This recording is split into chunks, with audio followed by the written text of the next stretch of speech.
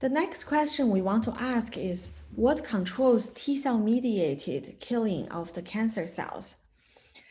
We mentioned that the T cells in the tumor are using the T cell receptor to recognize antigens that are presented on the cell surface. If the cancer cell present a foreign antigen which can be recognized or can have very strong binding to a particular T cell receptor, that T cell will be activated. And activated T cells have ways to kill the cancer cells. There are many molecules on the cell surface that can they are called immune checkpoints. They either stimulate T cell activation or suppress or inhibit T cell activation. And over the years, people found many such immune checkpoints. And so you can see here the ones that are labeled in blue, like the stop sign, these are the inhibitory genes, which will make the T cell kind of more suppressed. And so the T cell won't get a chance to be activated. This is just to make sure that you don't want to have continued T cell activation and keep attacking and attacking. But there are also molecules which can activate T cells. And so these have the green arrows in here. And so you can see, and a lot of them also have interaction partners on either dendritic cell or on macrophage or on cancer cells in general. So this is not just dendritic cell. It could mean, what other cells in the tumor. When this pair interacted is often when this gene will be activated, and then they will have either their suppressive function or their activating function. And so over the years, people have been trying to develop antibodies that, for example, block this action in order to block those co-inhibitory or inhibitory molecules. And some people also develop antibodies against these molecules as agonists to help stimulate them, and so that the T cells can be activated. But one way to understand the T cell activation and also identify these molecules is to study them in vitro, meaning outside the body in cell lines or cell cultures, in vivo, meaning in mouse, and also potentially in human tumors. And this can also be done either in bulk RNA-seq or single cell RNA-seq in recent years. And so when the T cells are activated, it can use 3 different pathways to effect a cancer cell killing. The first thing, these are called cytolytic T lymphocytes, or basically killing T cells. And so there are 3 possible ways. The first is once the T cell receptor recognizes the target cell as being foreign or infected or bad, the T cells get activated. It will secrete some cytokines such as tumor necrosis factor or interferon gamma. So these are kind of toxic factors. You can imagine they are like bombs. And so they secrete these cytokines. The cytokines do a number of things. For example, for interferon, in the cancer cells that are receptors, such as TNF receptor or interferon receptor, they receive the interferon signal, and a lot of those will induce the cell to die, because it's kind of like, you can imagine this as a bomb. You secrete the cytokine, and then eventually the cell will die. But then if there's low level of that, 2 more things will happen. One is that the cancer cell will upregulate the CD95, which you will see here later. The other is that it will upregulate the cancer cell to overexpress the MHC class 1 molecule. Remember, MHC class 1 is presenting things, antigen onto the cell surface. And so if the T cell detected something being foreign, it will secrete the cytokine, which forces the cancer cell to bring more things onto the cell surface to be examined. And so it's like if a guard sees something suspicious, it will just keep probing, right? Where do you live? Where do you work? Who's your parents? Or, like they just keep asking more questions in some sense. And so the interferon is forcing the cancer cells to present even more antigens onto the cell surface for examination. And so this is the effect of interferon on the cancer cells. It will make the cancer cell die. It will force the cancer cell to overexpress CD95 and also the antigen presentation. In addition, interferon is a signal that allows the T cell, it will stimulate the T cell to make clones for itself. So it makes more copy of the same guard. And third, interferon create a gradient. So things that are closer to the activated T cell will have higher concentration of interferon, and further away will have lower concentration of interferon. And other T cells will be like a shark smelling the blood. They're like, okay, something went wrong over there. And so other T cells will follow the interferon gradient to come into the tumor and help the initial activated T cells to examine the cancer cells for additional mutations and additional activation. And so that's the first way.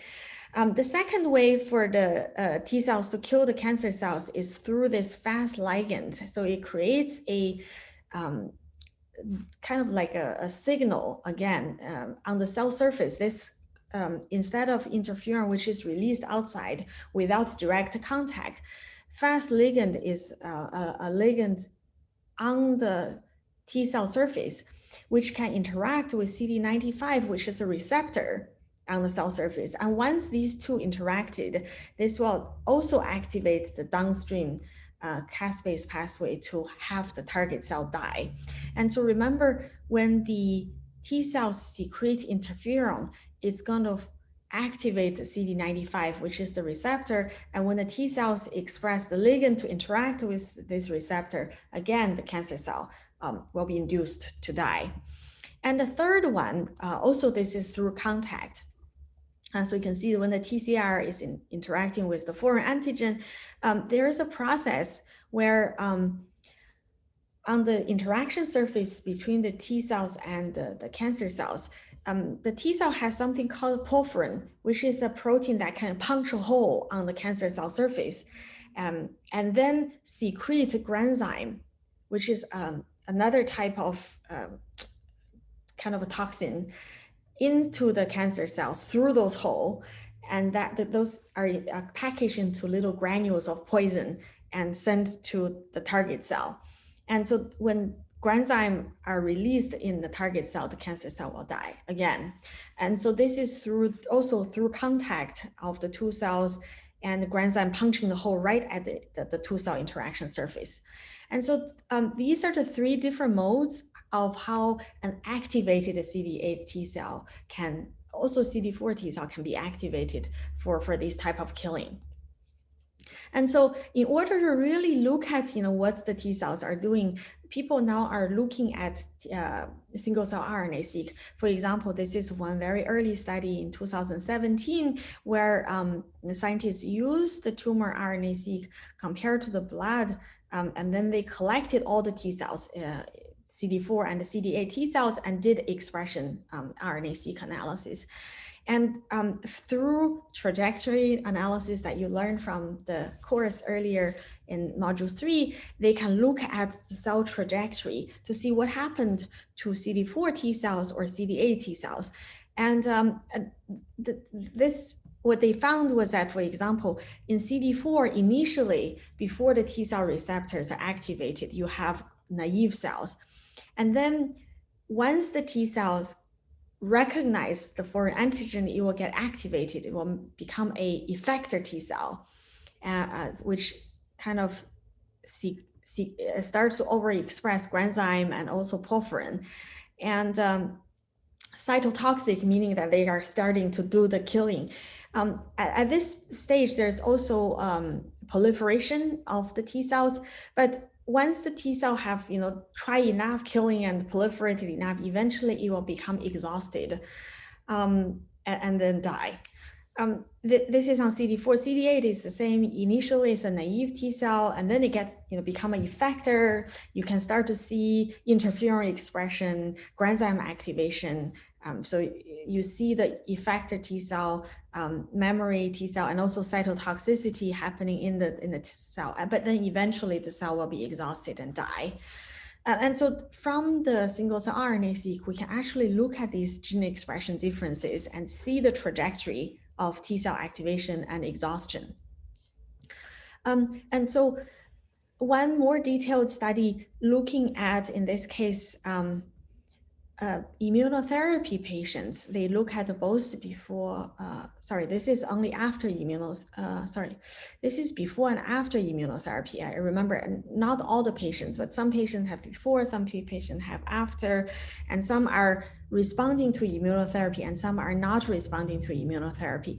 And they selected all the immune cells for single cell RNA-seq analysis. And then they ask, what are the difference between the CD8 T cells from those responding tumors versus those non-responding tumors. So this is the CD8 T cells from the bad patients versus the good patients. So they assume that CD8 T cells are kind of different between the responders and non-responders.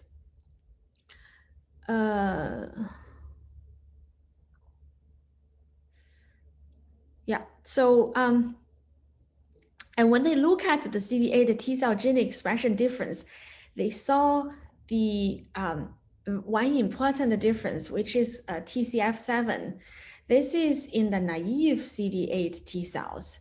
And when the T cells are activated, if the patient can retain enough of the TCF7 positive CD8 T cells, then they observed a better response and also overall patient better survival.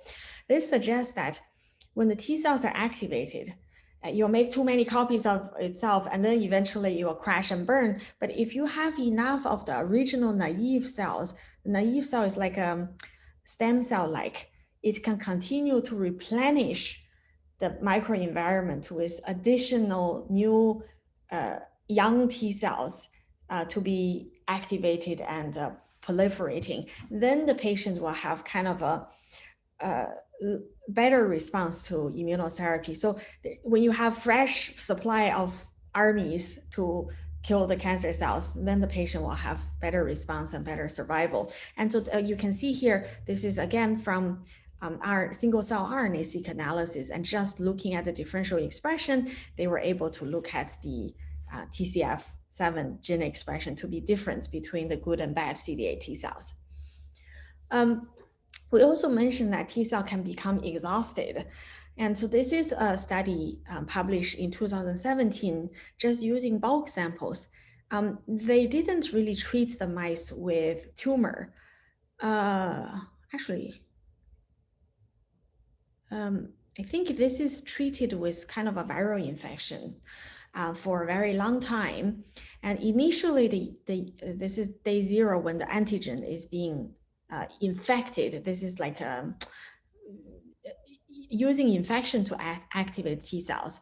And initially the T cell get activated, and then they just continue the infection, and they wait for 5 days, 14 days, or 28 days, 35 days, and 60 days, and then collect the mouse T cells to see the difference in the mouse T cells. And they can see this, from the early to the middle and to the late, especially the 60-day late. And they can see some differences. For example, before the cell is activated, they don't produce interferon. And once you have the infection, the T cell become activated, it will secrete interferon. As we mentioned, it's one way for the T cells to kill the target cell. And so you can see the T cell expressing the interferon. But over time, this particular enhancer, this is doing ATAC-seq to look at epigenetic changes on the cell. The cell's ability to produce interferon could decrease over time, and this is because the cell over time is losing an enhancer in here. This is another gene, which is PDCD1. This is the PD1 gene on the T cells. You can see initially PD-1 is slowly expressed. There's very low signal. In the early viral infection, also there's low signal. But then in the late, you can see this region have a new enhancer. There's another, this enhancer decreased, but this enhancer increased. And then you have a overall increased PD-1 expression in the later stage of the T cells. And so using this type of gene expression and RNA-seq, RNA-seq and ATAC-seq, this group was able to generate a signature for what they call early T cell dysfunction or exhaustion markers. And so in these early days, or like this, basically the medium, is like when you just started to see the T cell becoming a little dysfunctional, but towards the end, you see the much more exhausted T cell markers. And what they once they have these markers, they evaluated, whether PD-1 antibodies can reverse this level of T cell dysfunction. And what they found is that when the cells are still in the early dysfunctional state, PD-1 antibodies can actually, or PD-L1 antibodies can reverse that dysfunctional state. But in the fixed, or in this case is epigenetically fixed T cell dysfunctional state, PD-1 is no longer able to wake up or to reactivate the T cells. And so you can imagine, if you think about T cells as guards trying to kind of look for the bad guys, this early stage is when the guards are just getting tipsy. And so if they are just tipsy, you can treat them with PD-1 and wake them up. But in here, the T cells are like dead drunk. And so you can't really use PD-1 to wake them up anymore.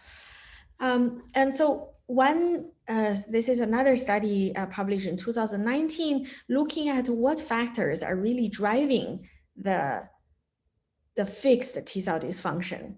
And so they look at the CD8 T cells, and again, they did ATAC-seq, and they want to see the super enhancer analysis. This is just, you can imagine this is looking at ATAC-seq regulatory potential on all the genes, and they see what are the top genes and what are the later genes that are showing difference. And so they see this transcription factor called TOX. In the naive T cells, the rank is 91, and in the effector, this is the T cell just getting activated, TOX dropped to 365. But then when you have memory T cells, that's when you start to see early exhaustion marker. You see the TOX becoming rank 64. But then in the very kind of fixed dysfunctional state, they see this TOX ranked at 35. And this is actually a potential indication that epigenetically, this gene is becoming more and more important.